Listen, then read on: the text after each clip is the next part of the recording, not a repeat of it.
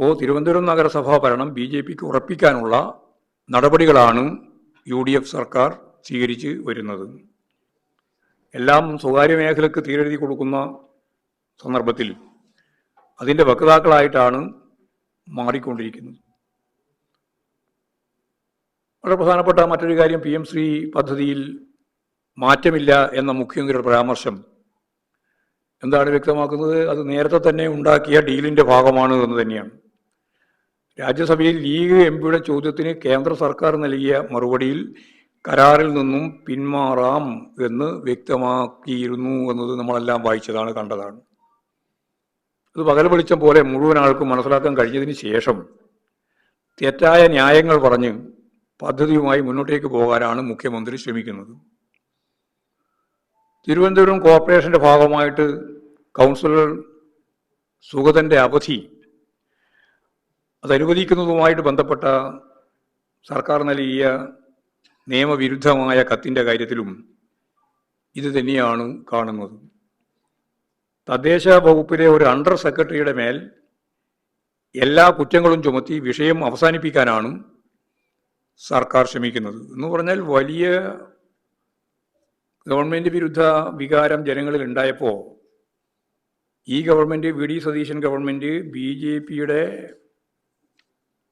അവർക്കാകെയുള്ള ഒരു കോർപ്പറേഷൻ്റെ ഭരണം നിലനിർത്താൻ വഴിവിട്ട നിലയിൽ പിന്തുണ നൽകുന്നു എന്ന ആക്ഷേപം ഉയർന്നു വന്നപ്പോൾ ഞാൻ ഈ പറഞ്ഞതുപോലെ എല്ലാവരെയും, അതായത് ആഭ്യന്തര വകുപ്പ് മന്ത്രി, തദ്ദേശ സ്വയംഭര വകുപ്പ് മന്ത്രി, പിന്നെ മുഖ്യമന്ത്രി, ഇവരെല്ലാം മാറ്റി നിർത്തി ഈ വിഷയത്തിൽ നിന്ന് അവരെയെല്ലാം ഒഴിവാക്കി ഒരാളുടെ പേരിൽ, ഞാൻ നേരത്തെ പറഞ്ഞതുപോലെ ഒരു അണ്ടർ സെക്രട്ടറിയുടെ മേലെ കുറ്റം ചുമത്തി രക്ഷപ്പെടാനാണ് ഇപ്പോൾ ശ്രമിക്കുന്നത്.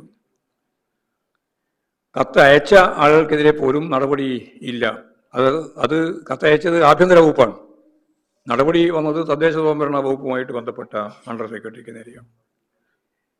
അപ്പോൾ സർക്കാർ തലത്തിൽ നിർദ്ദേശം ലഭിക്കാതെ ഉദ്യോഗസ്ഥർക്ക് ഇക്കാര്യങ്ങൾ ചെയ്യാനാവുമെന്ന് ആരും കരുതുന്നില്ല.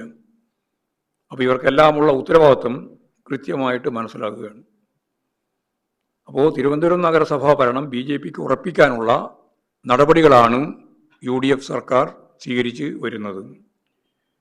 ഇതേപോലെ തന്നെയാണ് TG മോഹൻദാസിൻ്റെ പരാമർശവുമായിട്ട് ബന്ധപ്പെട്ട കാര്യത്തിലും ഉണ്ടായത്. ആദ്യം കേസെടുക്കാൻ തന്നെ തയ്യാറായില്ല, പിന്നീട് കേസെടുത്തതിന് ശേഷവും ശക്തിയായ പ്രതിഷേധം ഉയർന്നു വന്നതിന് ശേഷമാണ് കേസെടുത്തതെങ്കിലും കേസിൻ്റെ തുടർ നടപടികളൊന്നും തന്നെ ഉണ്ടായിട്ടില്ല. അറസ്റ്റോ മറ്റ് നിലപാടുകളോ ഒന്നും സ്വീകരിക്കാൻ തയ്യാറായിട്ടില്ല.